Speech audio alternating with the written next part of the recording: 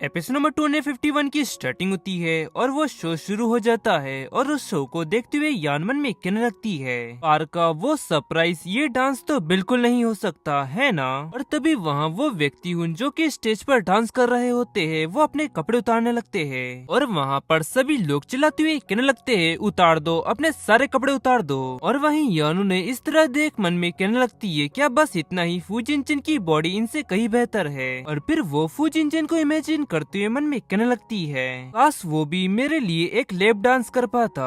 तभी उनमें से एक व्यक्ति यान के पास आते हुए कहता है, मिस क्या आप हमारे साथ स्टेज पर आना चाहेंगी। अब यान उससे कहती है, तुम्हारा शुक्रिया लेकिन मुझे इसमें कोई इंटरेस्ट नहीं है। लेकिन वो व्यक्ति उसकी एक नहीं सुनता और उसका हाथ पकड़ उसे स्टेज पर ले जाने लगता है। और तब वहीं यान चिल्ला रही होती है, तुम ये क्या कर रहे हो। और फिर वो व्यक्ति यान को ले जाकर स्टेज पर एक चेयर पे बिठा देता है और यान गुस्से से उनसे कहती है, अगर तुम लोगों में से किसी ने भी मुझे छूने की हिम्मत करी तो मैं तुम सभी की गेंदें तोड़ दूंगी। और ये सुन उनमें से एक व्यक्ति कहता है, सच में मिस आप बहुत ही ज्यादा गर्म दिमाग वाली हो। और फिर दूसरा व्यक्ति कहता है, मैम क्या हम लोग हैंडसम नहीं हैं। और तभी भीड़ में से आवाज आती है, क्या तुम लोग इसी तरह अपने गेस्ट पर दबाव डालते हो। वो आवाज सुनते ही यान मन में कहने लगती है, ये आवाज तो। और फिर वो ब्लश करती हुई कहती है, फूजिनचेन तुम यहाँ पर। और फिर फूजिनचेन गुस्से से उन व्यक्तियों को मारने लगता है और वहीं यिंगिंग चौंक जाती है। और फिर यान की नजर यिंगिंग पे पड़ती है और फिर वो उसे चिल्लाती हुई कहती है, यिंगिंग तुम फिर से। और अब तो इसमें कोई शक की बात नहीं है कि उन लोगों ने जरूर तुम्हारे कहने पर ही मुझे मंच पर ले गया होगा, है ना।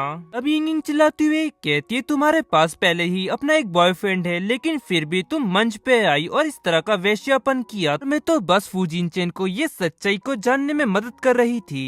और फिर फूजिनचेन यान का हाथ पकड़ते हुए कहता है, मेरी वाइफ जो चाहे वो कर सकती है और तुमको उसके बारे में कुछ भी कहने का कोई अधिकार नहीं है, समझ गई तुम। मैंने यहाँ आने से पहले ही पुलिस को ये सब की इन्फॉर्मेशन दे दी थी, वो बस यहाँ पर आते ही होंगे और इस अवैध कारोबार के चलते तुम्हें जेल में डाल दिया जाएगा। और फिर वो यान से कहता है, चलो यान अब चलते हैं। तब यान कहती है, हाँ ठीक है चलो।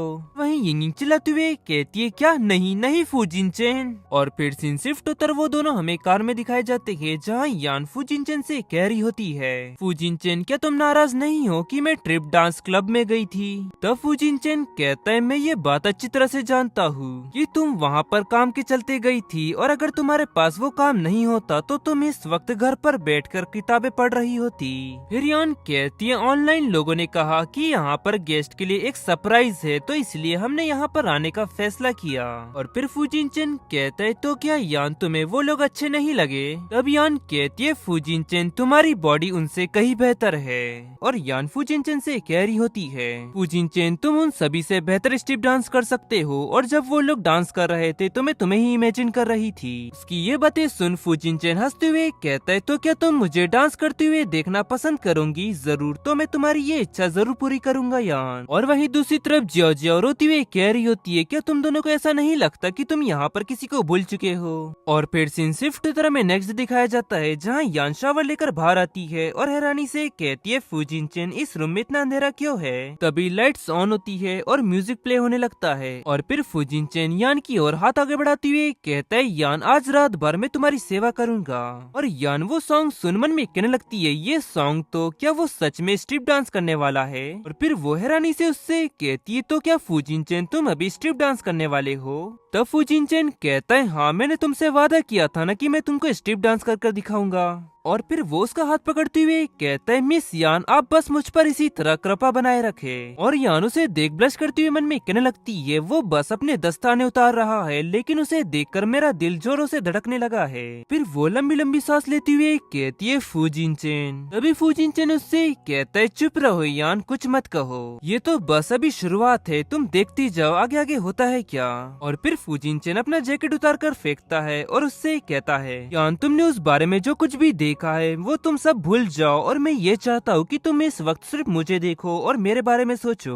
वहीं यान मन में कहने लगती है, वो धीरे धीरे मेरे करीब आ रहा है और ये रूम धीरे धीरे गर्म होते जा रहा है और इस समय वो बिल्कुल जंगली हो चुका है और वो बहुत ही ज्यादा सेक्सी दिख रहा है और अब मेरे पेट में तितलियां उड़ रही है। और ऐसा तब महसूस होता है जब आप किसी व्यक्ति से प्यार करते हैं और वो आपके लिए डांस करता है। और फिर यान लंबी लंबी सांस लेने लगती है और कहती है, फूजिनचेन। और फिर तभी यान चिल्ला चिल्लाती है और फूजिनचेन कहने लगता है, इस यान क्या आपको मेरा परफॉर्मेंस पसंद आया? और फिर यान बहुत ही ज्यादा खुश होती हुई कहती है, मैं इसे बहुत ही ज्यादा एंजॉय कर रही हूँ और मैं ये बात नहीं जानती थी कि तुम अकेले में इतने ज्यादा जंगली हो सकते हो, लेकिन फूजिनचेन तुम इसमें इतने बढ़िया कैसे हो? अब फूजिनचेन कहता है, क्योंकि खास तौर पर ये सब मैंने तुम्हारे लिए सीखा है। कि ये बातें सुनी यान गुस्से से कहती है, तो क्या तुम्हारा कहने का मतलब ये है कि तुमने इससे पहले किसी और के लिए भी डांस किया था? और तभी फूजिनचेन उसे किस करते हुए कहने लगता है, यान जो मेरे टीचर है ना वो एक मेल है और कहीं तुमको उनसे जलन तो नहीं हो रही है ना? मैंने अभी तक ये सब खत्म नहीं किया है। और फिर वो धीरे धीरे उसकी स्कर्ट में हाथ डालने लगता है और यान मुझे ऐसा लगता है कि मैंने तुमको इंस्पायर किया है और मेरे ख्याल से मैं इसे अपनी दूसरी नौकरी के रूप में ले सकता हूँ और मुझे यकीन है कि ऐसे बहुत से लोग होंगे जो कि मेरे कस्टमर बनना पसंद करेंगे। और फूजिनचेन की बातें सुनी यान कहने लगती है, यही फूजिनचेन, इस तरह की जॉब करने की मैं तुमको परमिशन नहीं दूंगी। तब फूजिनचेन कहता है, मैं तो बस मजाक कर रहा था बेवकूफ लड़की, मैं तुम्हारे अलावा किसी और के लिए डांस बिल्कुल नहीं करूंगा, लेकिन मुझे तुमको इस तरह का रोमांच देख बहुत ही ज्यादा खुशी हुई और मेरे ख्याल से इसके लिए मेरी प्यारी वाइफ को इनाम देना चाहिए मुझे। और फिर वो यान के कानों को लिक करने लगता है और वहीं यान ब्लश करते हुए कहने लगती है, नहीं नहीं फूजिनचेन, मेरे कान नहीं। और फिर वो हाँफते हुए मन में कहने लगती है, उसके इस तरह से किस करने की वजह से मेरी पूरी बॉडी सुन पड़ चुकी है।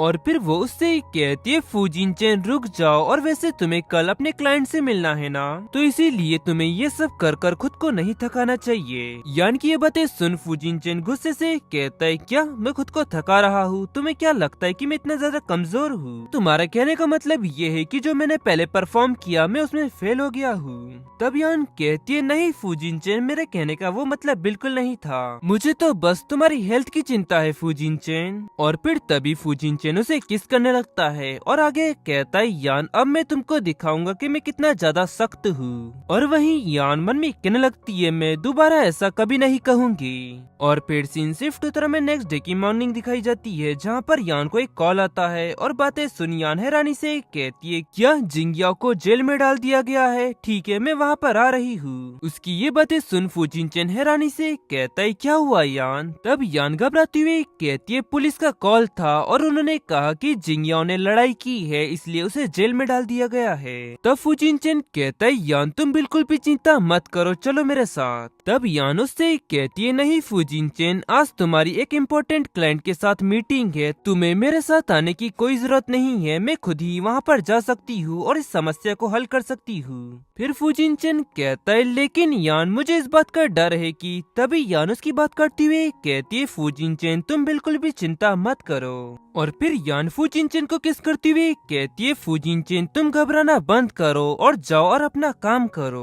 और उसे ऐसा करता देख फूजिनचेन मन में कहने लगता है, ऐसा लगता है कि उसने अपना मन बना लिया है। और फिर वो उससे कहता है, यान तुमको अगर मेरी जरूरत पड़े तो तुम तुरंत मुझे कॉल कर देना, मैं वहाँ पर आ जाऊंगा।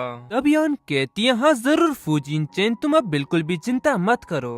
और फिर सीन शिफ्ट तरह में पुलिस स्टेशन दिखाया जाता है, जहाँ पर यान जाकर जिंगयाओ के सर पर मारती हुई कहती है, जिंगयाओ तुमने दोबारा फिर से मुझे मुसीबत में डाल दिया। तब जिंगयाओ चिल्लाती हुई कहता है, मैंने किसी के साथ भी लड़ाई नहीं की, मैं ही वो व्यक्ति था जिसने पुलिस को बुलाया था। और फिर यान कहती है, जिंगयाओ तुम मुझसे झूठ बोलना बंद करो। और शिंकियान वहाँ पर आती हुई कहता है, वो बिल्कुल भी झूठ नहीं बोल रहा है। और आखिरकार मुझे आपको देखकर खुशी हुई मिस यान, और मेरा नाम शिंकियान है और मुझे तो आपके भाई का धन्यवाद देना चाहिए क्योंकि उसने मेरी जान बचाई। और वहीं यान उसे देख मन में कहने लगती है, ये व्यक्ति कितना ज्यादा हैंडसम है, क्या वो कोई सेलिब्रिटी है? और फिर शिंकियान यान से हाथ मिलाते हुए कहता है, कल रात में एक बार में गया था और वहाँ पर कुछ गुंडों ने मुझे घेर लिया था और मैं मुसीबत में फंस गया और फिर जिंगयाओ ने आकर मेरी वहाँ पर मदद करी। फिर जिंगयाओ कहता है, यान तुमने ध्यान से सुना ना, मैंने उसकी मदद करी, ना कि मैंने किसी से लड़ाई की। और फिर यान कहती है, मुझे माफ करना। और फिर जिंगयाओ शिंकिया के पास जाती हुई कहता है, तुम सच में बहुत ही वफादार दोस्त हो, हमें अगली बार कहीं साथ में घूमने चलना चाहिए। और उसे जाता देख यान हैरानी से कहती है, जिंगयाओ मेरी कार वहाँ पर है, तुम गलत दिशा में जा रहे हो और मेरे साथ चलो। तब जिंगयाओ कहता है नहीं, और उसे ऐसा नहीं कहता देख यान उससे कहती है, आओ मेरे साथ चलो।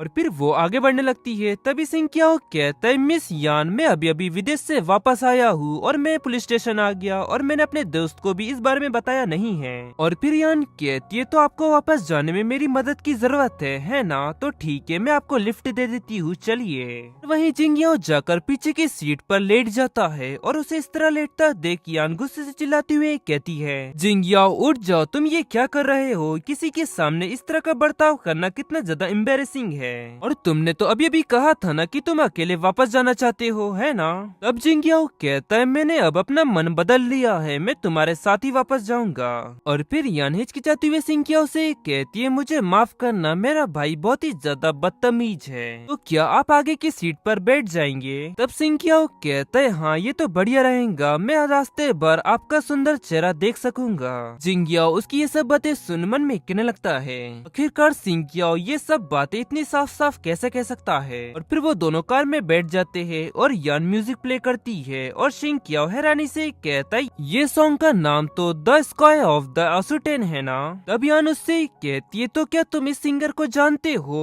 वो एक इंडी सिंगर है और उसके बारे में बहुत से लोग नहीं जानते। अब जिंगियाओ कहता है, हाँ वो मेरा फेवरेट है और उसकी एक अलग ही स्टाइल है। और फिर यान कहती है, हाँ लेकिन उसने कई सालों से कोई भी नया सॉन्ग रिलीज नहीं किया है और इसी कारण मैं उसका कोई एल्बम भी नहीं खरीद सकती। फिर जिंगियाओ कहता है, मेरे पास उसकी सभी एल्बम्स रखी हुई है, अगर आप चाहे तो मुझसे वो बोरो कर सकती है। तब यान उससे कहती है, नहीं इससे तुमको परेशानी होगी। फिर जिंगियाओ कहता है, यान आखिरकार तुम इतनी बातें क्यों कर रही हो, तुम ड्राइविंग पर ध्यान दो।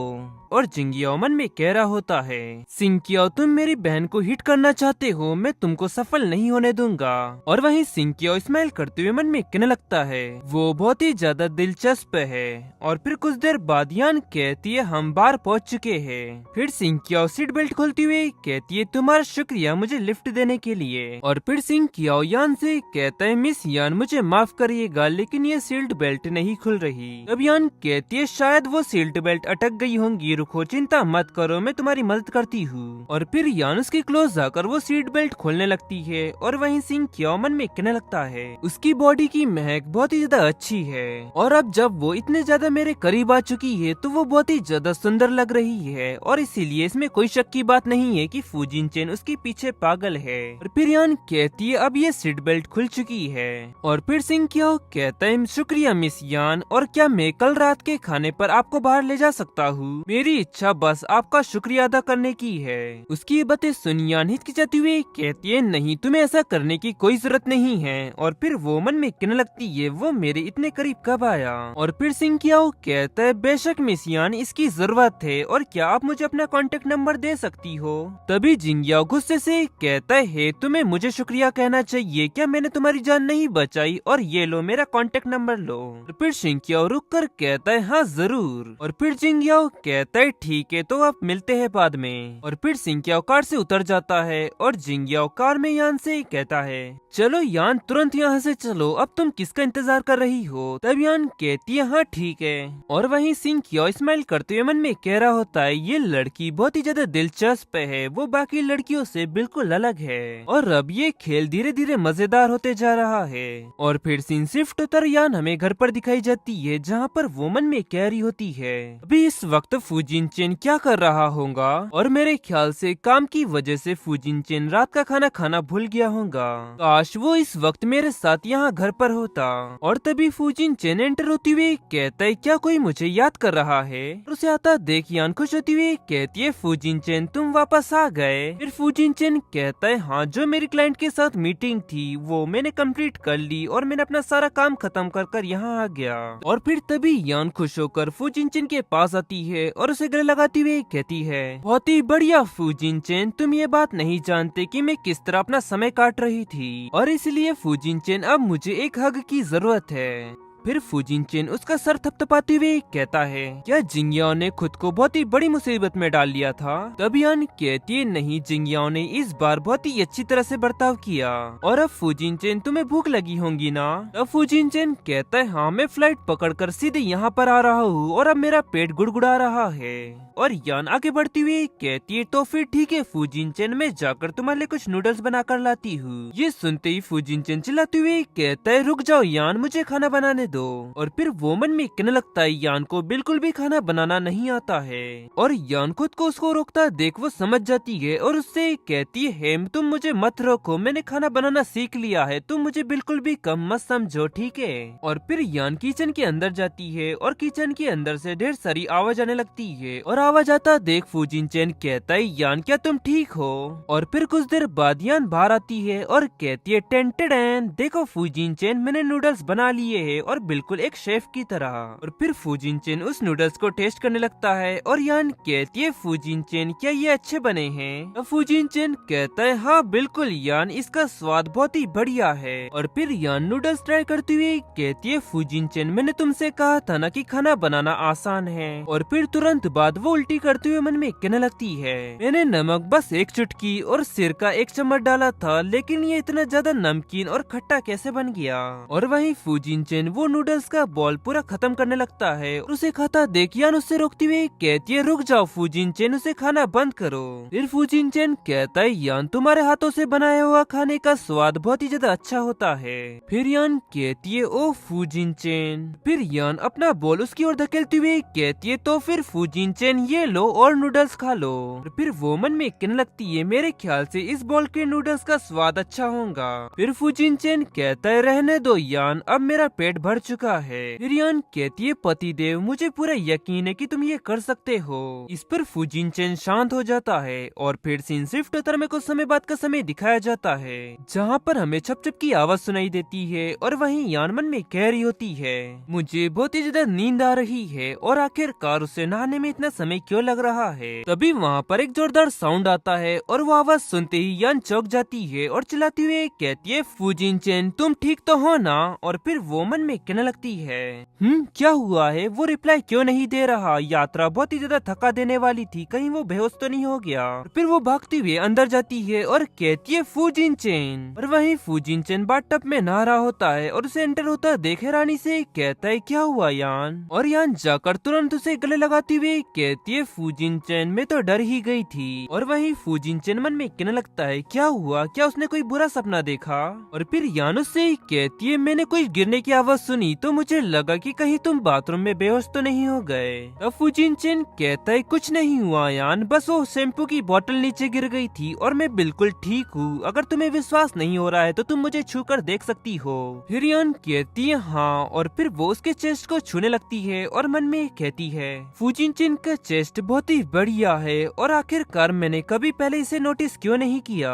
और फूजिन चेन यान का हाथ पकड़ते हुए कहता है यान अगर तुम्हारा हाथ इसी तरह मेरी चेस्ट पे रहा तो तुम इस रूम से बाहर नहीं जा पाओगी। ये सुन यान चौंकती हुई कहती है लेकिन फूजिन चेन तुमने ही तो कहा था। फिर फूजिन चेन आगे कहता है तो क्या यान तुम कहीं और छूना चाहती हो। ये सुन यान चौंकती हुई कहती है अब मैं इस रूम से जा रही हूँ। और फिर यान वहाँ से जाने लगती है तभी यान का पैर शैम्पू की बोतल पे पड़ता है और वहीं फूजिन चेन चिल्लाते हुए कहता है यान ध्यान से। और यान बाथटब में गिरने लगती है तभी फूजिन चेन उसे पकड़ लेता है और यान उससे कहती है फूजिन चेन तुम ठीक तो हो ना, और कहीं मेरी वजह से तुम्हें चोट तो नहीं लगी। फिर फूजिन चेन कहता है यान क्या तुम मेरा फायदा उठाना चाहती हो।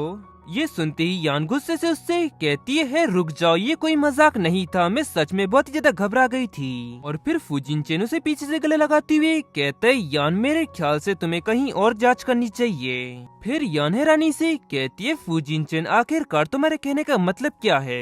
तभी यान चौंकती है और ब्लश करती हुई मन में कहने लगती है अरे नहीं फिर से नहीं, वो कभी भी सीरियस क्यों नहीं होता। और फिर यान पीछे घूमती हुई कहती है उन्होंने कहा था कि पुरुष के शरीर का एक हिस्सा बहुत ही ज्यादा नाजुक होता है। और फूजिन चेन मेरा ये इरादा बिल्कुल नहीं था, और वैसे तुम ठीक तो हो ना।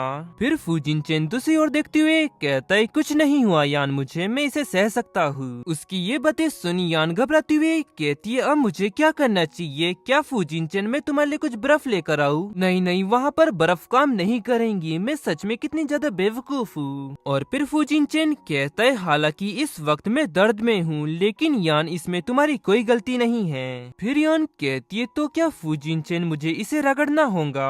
ये सुनते ही फूजिनचेन उसका हाथ पकड़ते हुए कहता है तुम्हारा शुक्रिया यान। उसकी ये बात सुनते ही यान मन में कहने लगती है मुझे ऐसा क्यों लग रहा है कि दोबारा मेरे साथ खिलवाड़ हो रहा है। और फिर यान पानी के अंदर हाथ डालती है और उसे एहसास होता है और फिर वो उसे चिल्लाती हुए कहती है फूजिनचेन तुम कितने बड़े झूठे हो, ये तो बराबर काम कर रहा है। और फिर फूजिनचेन उसे पकड़ते हुए कहता है यान ये सब तुम्हारी गलती है, तुमने ही उसको हिट किया। चलो ठीक है यान, तुम्हें फिर से इसे एक बार आजमाना चाहिए। फिर यान मुंह फेरती हुई कहती है फूजिनचेन अब मैं तुम पर और ज्यादा विश्वास नहीं कर सकती, अब मैं यहाँ से जा रही हूँ और ये पानी बहुत ही ज्यादा ठंडा है, तो फूजिनचेन तुम भी मेरे साथ बाहर चलो।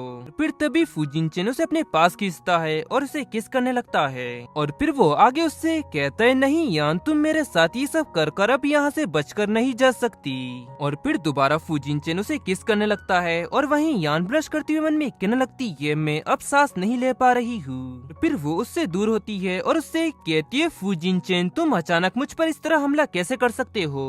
तब फूजिनचेन कहता है क्योंकि यान तुम बहुत ही ज्यादा प्यारी हो इसलिए।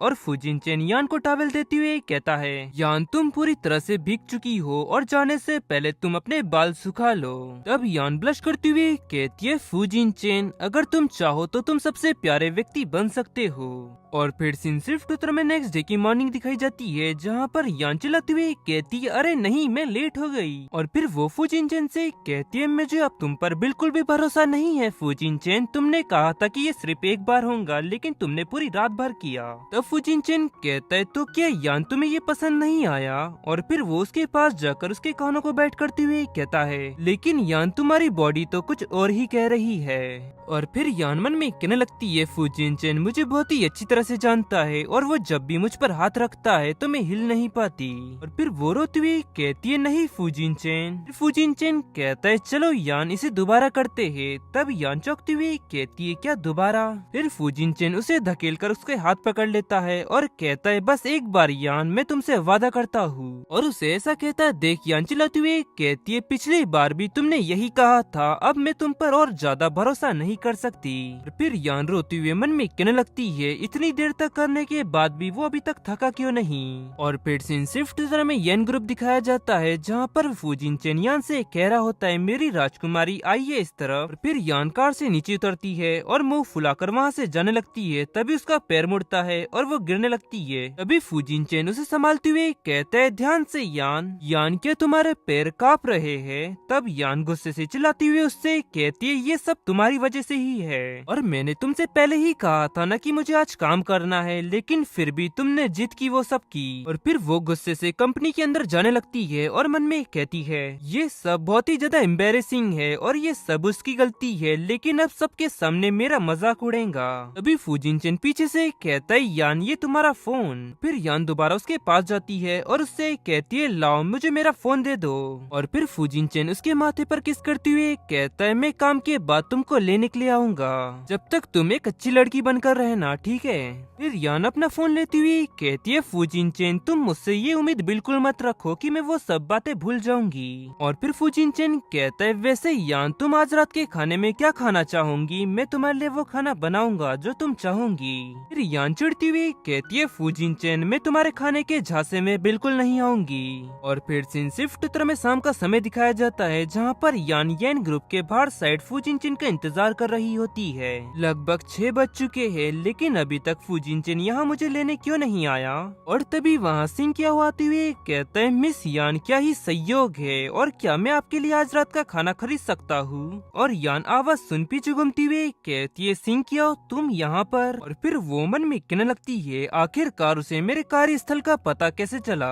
फिर सिंह क्या कहता है मिस यान मैं तो यहाँ पर अपने दोस्त से मिलने आया था, लेकिन मुझे इसकी बिल्कुल उम्मीद नहीं थी कि आप मुझे यहाँ मिल जाऊंगी। ये सुन दोबारा यान मन में कहने लगती है अच्छा तो वो यहाँ पर अपने दोस्त से मिलने आया था। और तभी वहाँ जियो जियो आती हुई कहती है मिस्टर सिंह क्याओ अच्छा तो आप यहाँ पर है, मुझे तो लगा था कि आप सामने वाले गेट पर होंगे और देर से आने के लिए मैं माफी चाहती हूँ। और उसे आता देख यान हैरानी से कहती है जियो जियो तुम। तब सिंह क्याओ कहता है कोई बात नहीं जियो जियो और मिस यान से मिलकर मुझे बहुत ही अच्छा महसूस हो रहा है। और फिर यान धीरे से जियो जियो से कहती है तुम दोनों एक दूसरे को कैसे जानते हो। अब जियो जियो कहती है वो मेरा क्लाइंट है और वो यहाँ पर पैसे लेकर आया है। ये सुन यान मन में कहने लगती है क्या क्लाइंट, और वहीं जियाओ जियाओ सिंकियाओ से कहती है मिस्टर सिंकियाओ प्लीज इस तरफ। और वहीं यान बहुत ही ज्यादा खुश होती है, मन में कहने लगती है वो बहुत ही ज्यादा इम्पोर्टेंट क्लाइंट है तो क्या मुझे उनके साथ जाना चाहिए। और फिर यान आगे बढ़ने लगती है, तभी वहाँ तेजी से एक कार आकर रुकती है और उस कार के अंदर से फूजिन चेन बाहर आता है और यान का हाथ पकड़ उसे अपने पास खींचता है।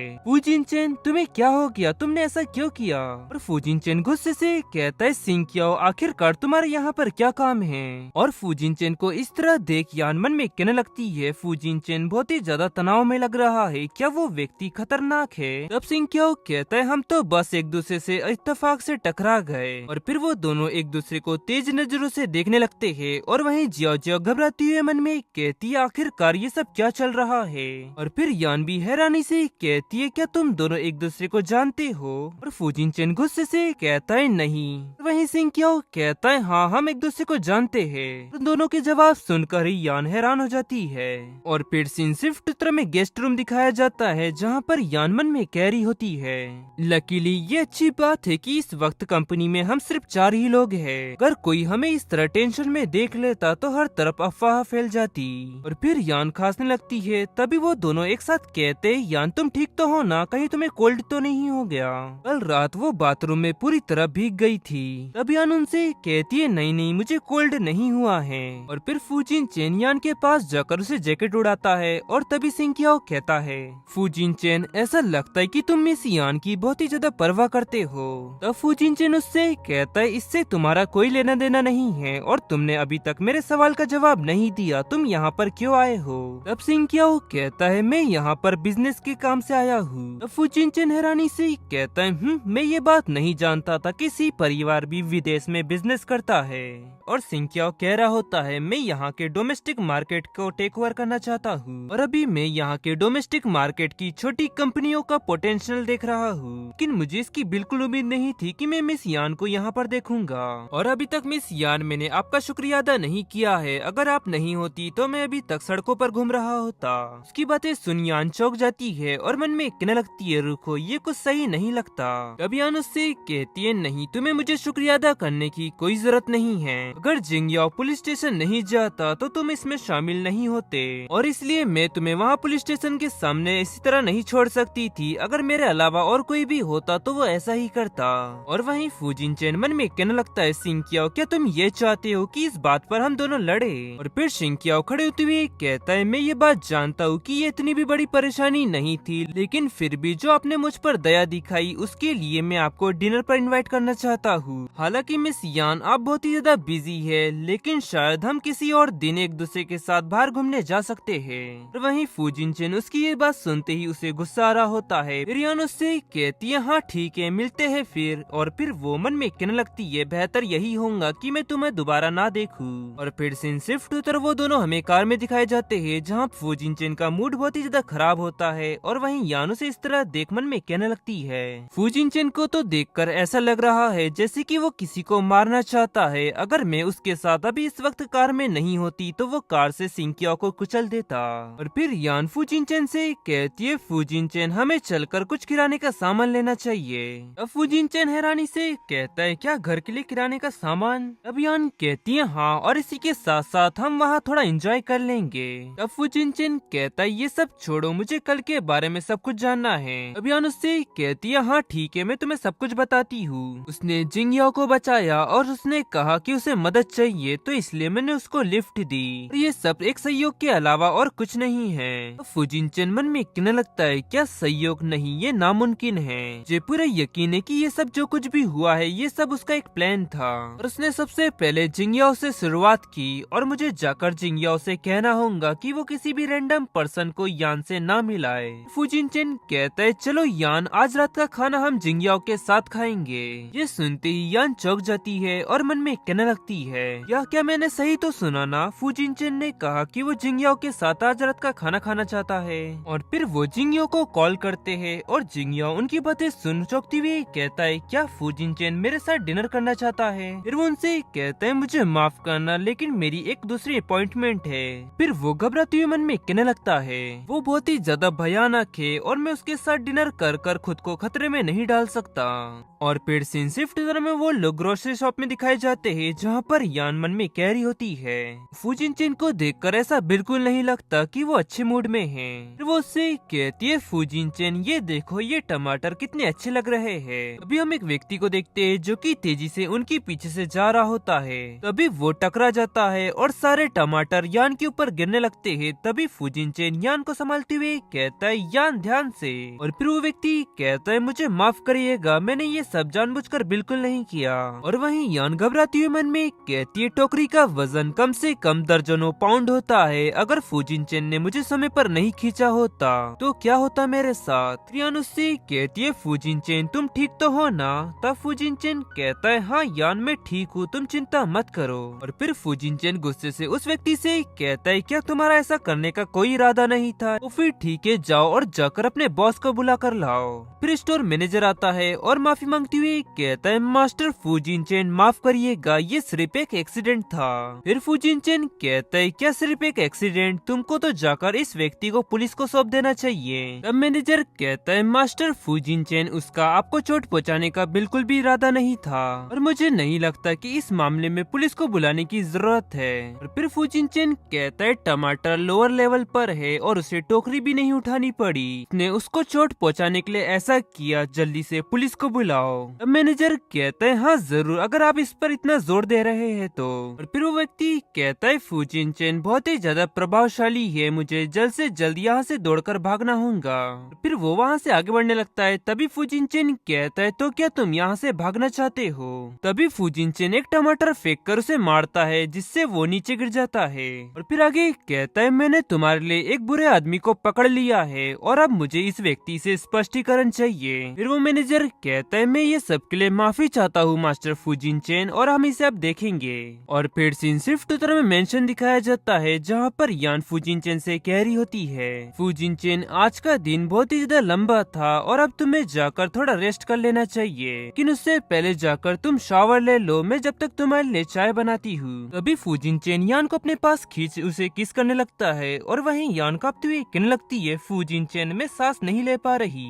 फिर फूजिनचेन रुकता है और वहीं यान ब्रश कर मन में कहने लगती है, फूजिनचेन को ये क्या हुआ? वो आमतौर पर तो बहुत ही ज्यादा शांत रहता है, क्या ये सब सिंकियाओ की वजह से है? फिर फूजिनचेन यान को गले लगाते हुए कहता है, यान मैं क्या करूँ? अब यान कहती है, फूजिनचेन ऐसा लगता है कि सिंकियाओ के कारण तुम्हारा मूड अभी खराब है। फिर फूजिनचेन कहता है, यान क्या तुम मेरे लिए उस लड़के से दूर रहोगी? तब यान कहती है, हाँ जरूर, लेकिन आखिरकार तुम दोनों के बीच में ऐसा क्या हुआ है तो तुम उसे देखकर इतने ज्यादा परेशान हो गए?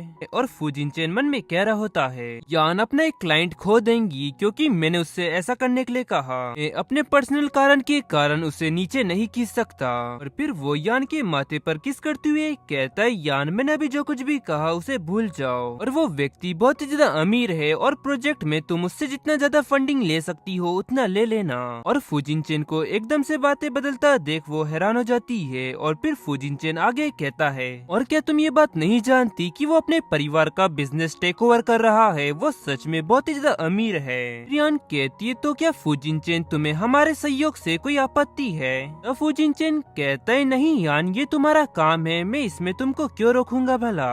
भी यान उसकी गाल पर किस करते हुए कहती है, तुम्हारा शुक्रिया फूजिनचेन, तुम बेस्ट हो। फूजिनचेन कहता है, तो क्या यान आज रात मुझे कोई इनाम मिल सकता है? फिर यान कहती है, हाँ जरूर फूजिनचेन, मैं जाकर तुम्हारे लिए खाना बनाऊंगी। सुनते ही फूजिनचेन घबराते हुए कहता है, रुक जाओ यान, ऐसा करने की कोई जरूरत नहीं है तुम्हें। फिर यान कहती है, फूजिनचेन मैं जाकर तुम्हारे लिए टमाटर और अंडे का सूप बनाऊंगी और मैंने इसकी रेसिपी देखी है, इसे बनाना बहुत ही ज्यादा आसान है। और फिर वो टमाटर काटती है। ये बात जानती हूँ कि ये सिर्फ घर में बनाई हुई डिश है और मेरा मानना है कि तुम खाना खाने में बिल्कुल भी आनाकानी नहीं करते हो, मैं सही कह रही हूँ ना? वहीं फूजिनचेन उसके हाथ में चाकू देख डरते हुए कहता है, हाँ जरूर। और फिर वो मन में कहने लगता है, यान क्या तुम मुझे मारना चाहती हो जो तुमने इस तरफ चाकू पकड़ा हुआ है? फिर यान कहती है, चलो अब मुझे जल्दी जल्दी टमाटर काटना चाहिए। और उसे इस तरह टमाटर काटता देख फूजिनचेन चौंकते हुए मन में कहने लगता है, उसने लगभग अपनी उंगली काट ही ली थी।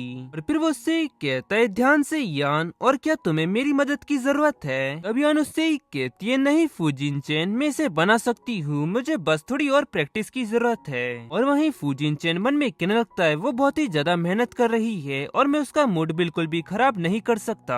और फिर वो उससे कहता है हाँ ठीक है। और फिर यान चैन की सांस लेती हुई कहती है आखिरकार मैंने ये सारे टमाटर काट ही लिए और अब बस मुझे सॉस तैयार करना है। और सॉस बनाने के लिए मुझे 1 चुटकी नमक और 2 चम्मच सिरका की जरूरत होगी। तभी उसका हाथ एक बॉटल से टकरा जाता है, कांच के टुकड़े उछलने लगते हैं। तभी फुजिन चैन यान को अपने पास खींचते हुए कहता है ध्यान से यान। और फिर वो यान को अपनी गोद में उठाता है और उसे वहाँ से ले जाते हुए कहता है यान मुझे तुम्हारे घाव की जांच करने दो।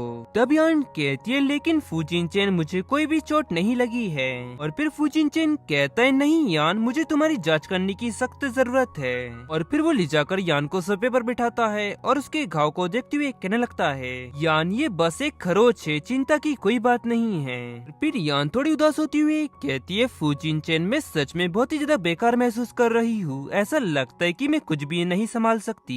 फिर फुजिन चैन कहता है नहीं यान ऐसा कुछ भी नहीं है जैसा तुम सोच रही हो। और फुजिन चैन यान से कह रहा होता है यान तुमने लगभग खाना की पूरी तैयारी कर ही ली है और बाकी चीजें अब मैं संभाल लूंगा। अब यान कहती है लेकिन फुजिन चैन मैं तुम्हारे लिए खाना बनाना चाहती हूँ। और फुजिन चैन क्या तुम ये बात जानते हो कि मेरी कलीग अपने बॉयफ्रेंड के लिए हर दिन खाना बनाती है, लेकिन वही मैं ठीक से तुम्हारे लिए खाना भी नहीं बना पाती। और ये सब कहते हुए यान की आंखों में आंसू आ जाते हैं। फिर फुजिन चैन उसके क्लोज जाते हुए कहता है यान मैं ये बिल्कुल भी नहीं चाहता कि तुम मेरे लिए खाना बनाओ, मैं तो बस ये चाहता हूँ कि तुम खुश रहो, ठीक है।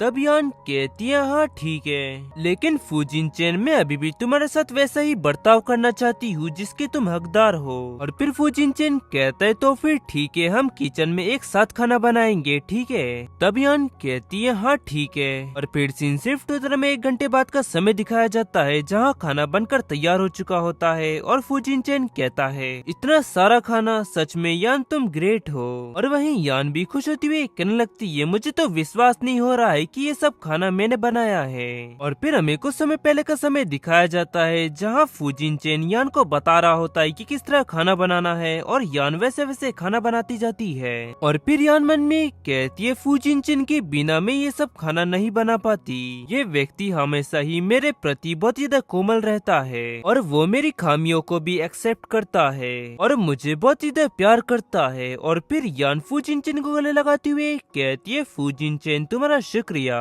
फिर फुजिन चैन कहता है तुम ऐसा क्यों कर रही हो बेवकूफ लड़की, चलो चलकर खाना खा लेते हैं पहले। तब यान कहती है हाँ ठीक है। अभी उसे कुछ याद आता है और वो चिल्लाती हुई कहती है 1 मिनट रुको, मैं तो चावल पकाना ही भूल गई। फिर फुजिन चैन कहता है लेकिन मुझे याद था। और फिर यान उसके ऊपर गिरती हुई कहती है ओ फुजिन चैन मुझे तुम्हारे आसपास रहना बहुत ही ज्यादा अच्छा लगता है। और फिर वो दोनों खाना खा लेते हैं और लिविंग रूम में दिखाए जाते हैं जहाँ पर फुजिन चैन यान से कह रहा होता है यान तुम आज बहुत ही ज्यादा थक चुकी होंगी है ना, और अब मैं जाकर ये बर्तन धो लेता हूँ। तब यान उससे कहती है मैं एक अच्छी पत्नी बनना चाहती थी और तुम्हारी देखभाल करना चाहती थी, लेकिन तुमने ऐसा मुझे नहीं करने दिया। तब फुजिन चैन कहता है हाँ यार वो इसलिए क्योंकि मैं ये चाहता हूँ कि तुम मेरी राजकुमारी बनकर यहाँ बैठी रहो, ठीक है, और तुम यहीं बैठकर टीवी देखो, मैं जल्द ही वापस आ जाऊंगा। तभी कोई डोरबेल बजाता है और आवाज सुन यान हैरानी से कहती है इस वक्त कौन आया होगा। और फिर यान जाकर गेट ओपन करती है और सामने साइड वो शॉप का मैनेजर होता है और आगे कहता है मैडम हम यहाँ पर आपसे माफी मांगने के लिए आए हैं और मैम मैंने उस वर्कर को बहुत ही ज्यादा डांटा, उसने आपको और आपके हस्बैंड को चोट पहुँचाने की कोशिश की ताकि वो हमारे स्टोर की प्रतिष्ठा को नुकसान पहुँचा सके। ये सब चीजों के लिए हम बहुत ही ज्यादा माफी चाहते हैं मैम, और हम यहाँ पर कुछ गिफ्ट्स लेकर आए हैं, हम उम्मीद करते हैं कि आप इसे स्वीकार करेंगी। और फुजिन चैन भी गेट के पास आती हुई कहता है ये सब मैनेजमेंट की गलती है और हम लोग तुम्हारे ये गिफ्ट्स नहीं लेंगे, तुम इन्हें वापस ले जाओ। तो वो मैनेजर घबराते हुए कहता है मास्टर फुजिन चैन प्लीज मुझे माफ कर दीजिए, मेरी भी एक फैमिली है। और फिर यान कहती है फुजिन चैन मैनेजर सिर्फ एक वर्कर है और वैसे भी उस व्यक्ति को पहले ही जेल में डाल दिया गया है और इसके अलावा मुझे कोई भी चोट नहीं पहुंची है, तो तुम इस बात को यही खत्म कर दो। फिर फुजिन चैन कहता है सच में यान तुम लोगों के प्रति बहुत ही ज्यादा दयालु हो। फिर यान कहती है प्लीज प्लीज। तब फूजिनचन कहता है ठीक है यान, जैसा तुम कहो। फिर फूजिनचन उस मैनेजर से कहता है ठीक है, अब मैं आगे से ऐसा बिल्कुल नहीं चाहूंगा कि दोबारा मेरी वाइफ के साथ ऐसा कुछ हो। और फिर यान कहती है ठीक है, हम आपकी माफी स्वीकार करते हैं, लेकिन ये गिफ्ट्स आप वापस ले जाए और नेक्स्ट टाइम से जब भी मैं आपकी शॉप पे आऊँ तो आप मुझे डिस्काउंट देना। वो मैनेजर कहता है ठीक है मैम, हम आपको जरूर डिस्काउंट देंगे और आज से ही आप हमारी वीआईपी कस्टमर है। और अब मैम हम आपको और ज्यादा परेशान नहीं करते हैं, हम चलते हैं। और ये कहकर वो वहाँ से चले जाते हैं। फिर यान कहती है फूजिनचन चलो बर्तन धोने में मैं भी तुम्हारी मदद करती हूँ। तब फूजिनचन कहता है नहीं यान, तुम्हें ऐसा करने की कोई जरूरत नहीं है, बस तुम जाकर मेरे लिए एक कप चाय बनाओ और मेरा इंतजार करो, तुम ऐसा करोगी ना। तब यान कहती है हाँ ठीक है। और फिर सीन शिफ्ट उधर में कुछ समय बाद का समय दिखाया जाता है जहाँ वो दोनों एक साथ टीवी देख रहे होते हैं और वहाँ शो में चल रहा होता है तुमने मेरे घर में शादी की है और तुम मेरे बेटी की देखभाल करने के लिए बाध्य हो, और तुमने अभी तक रात का खाना क्यों नहीं पकाया, और क्या तुम बस यहाँ बैठकर मुफ्त की रोटियां तोड़ना चाहती हो, क्या तुम हमारे परिवार के लिए कुछ नहीं करोगी। और ये सब बातें सास अपनी बहू से कह रही होती है। वहीं यान ये शो देख गुस्से से आग बबूला होती हुई कहती है वो सास अपनी बहू के प्रति कितनी ज्यादा क्रूर है और उस लड़की को पूरे परिवार का खाना बनाने के लिए सुबह के 6 बजे उठना पड़ता है। और आखिरकार उसके परिवार में वॉशिंग मशीन का इस्तेमाल क्यों नहीं करते। उसकी सास ये चाहती है कि उसकी बहू सारे कपड़े अपने हाथों से धोए, अगर इतना ही है तो वो खुद ही सारे कपड़े अपने हाथों से क्यों नहीं धोती। उसकी ये सब बातें सुन फूजिनचन रिमोट उठाते हुए कहता है चुप रहो यान, और अगर तुम्हें ये चैनल इतना ही परेशान कर रहा है तो फिर ठीक है मैं चैनल बदल देता हूँ। अभी यान उसके हाथ से रिमोट छीनते हुए कहती है नहीं मुझे ये देखना है, मैं ये देखना चाहती हूँ कि वो बहू अपना बदला कैसे लेती है। तब फूजिनचन हंसते हुए कहता है हाँ ठीक है, और फिर वो मन में कहने लगता है यान इस तरह के शो में पूरी तरह से घुस जाती है। और फिर वो उससे कहता है यान क्या कभी तुमने ससुर जी और सास की इस तरह के बर्ताव के बारे में चिंता की है। तब यान कहती है तुम्हारी मॉम डैड बहुत ही अच्छे हैं, तो मुझे चिंता क्यों करनी चाहिए भला। और यान की बातें सुन फूजिनचन मन में कहने लगता है यान को मुझ पर भरोसा है और इसीलिए वो मेरे परिवार पर भी भरोसा करती है। और फिर फूजिनचन यान के चेहरे को छूते हुए कहता है यान तुम्हें मुझ पर इतना भरोसा करता देख मुझे बहुत ही ज्यादा गर्व महसूस हो रहा है। तब यान ब्लश करते हुए कहती है फूजिनचन। और तभी फोन रिंग होने लगता है और यान कॉल उठाती है और सामने से फूजिनचन की मॉम कहती है यान मेरा बच्चा एक अरसा हो चुका है जो मैंने तुमसे बात नहीं की है, मुझे तुम्हारी बहुत ही ज्यादा याद आ रही थी। फिर यान कहती है मॉम मैंने भी आपको बहुत ही ज्यादा याद किया। फिर मॉम आगे कहती है यान तुम सच में बहुत ही अच्छी लड़की हो, और वहीं मेरा बेटा इतना ज्यादा लापरवाह है, वो तो मुझे एक कॉल तक नहीं करता। फिर यान कहती है नहीं मॉम ऐसी कोई बात नहीं है, फूजिनचन भी आपको बहुत ही ज्यादा याद कर रहे थे।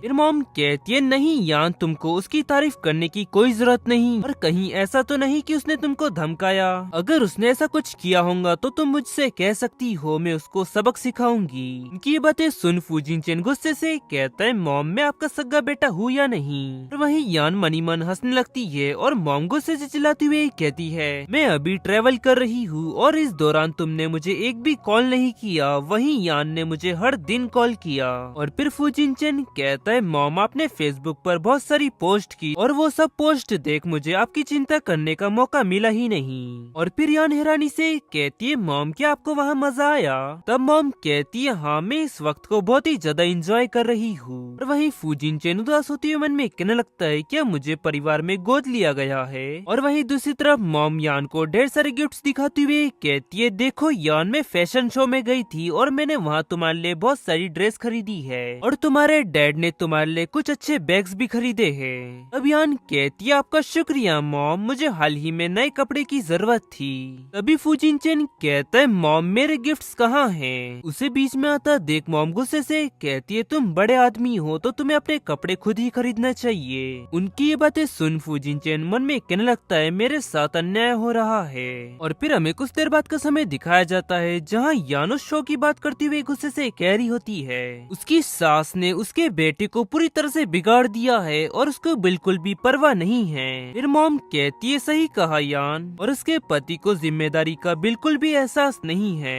वो बस आराम से बैठ जाता है और दोषों को बढ़ने देता है। और उन दोनों ने बिल्कुल ही फूजिनचन को इग्नोर कर दिया होता है और वहीं फूजिन चेन उदास होते हुए मन में कहने लगता है इस वक्त लगभग 11 बज चुके हैं और अगर मैं बीच में उनके नहीं आया तो वो इसी तरह आपस में बातें करते रहेंगे। और गाइस इसी के साथ एपिसोड नंबर 265 यहाँ एंड होता है। पसंद आया तो लाइक एंड सब्सक्राइब जरूर करें। मिलते हैं आपको जल्दी नेक्स्ट एपिसोड में।